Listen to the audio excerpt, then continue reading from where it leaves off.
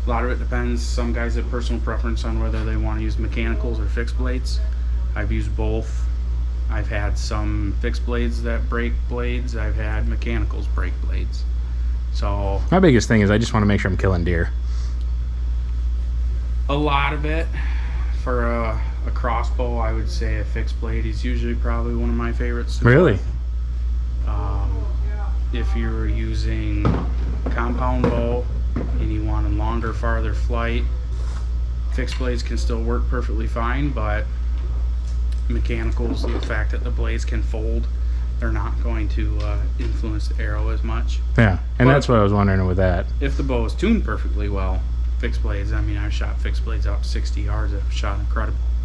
A lot of it's personal preference. If I was going to run a fixed blade broadhead right now, it'd probably either be a Grim Reaper Hades Pro or a Q80 Exodus. Ramcats are also good. Slick Tricks are good. I shot some of the Tooth of the Arrow fixed blades. Those shot very well. If I was going to shoot a mechanical on this guy, it would either be the 6, the Grim Reapers, or just the TenPoint brand. Yeah. The SICK broadheads are relatively new, but we've had a lot of good feedback on them. And those are in American too, or? The 6 I don't believe are made in America. Okay. I know the Grim Reapers are made in America, and we sell a lot of Grim Reapers every year. That's probably one of my favorites. Go with the Grim Reaper. So Awesome. So those are the Grim Reapers, just 100 grain. You get 4 in a pack for the 45 price.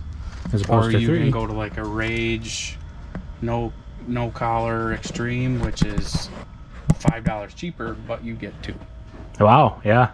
So that's a better deal all the way around. And then Grim Reapers, Made in the USA. made in the U.S. All right. One of my favorite things. Well, guys, it's been a treat getting out here and getting the bow ready. Once again, Mitch, thank you very much. If you guys need absolutely anything bow related, come out and see them. They know what they're doing. They know what they're talking about, specifically with 10.2 especially. You're a service center, right, and everything. Located in Cadillac, Michigan on, is it still Boone Road or is it M34 or 34 Road. 34 Road? / Boone Road. Yeah, so 34 Road, or if you're local, we all call it Boone Road. Come on out here, see these guys. They do a great job. They're very personable and can get you taken care of. So I hope you guys enjoyed this video. Please like and subscribe. Come out and see them. And until next time, God bless.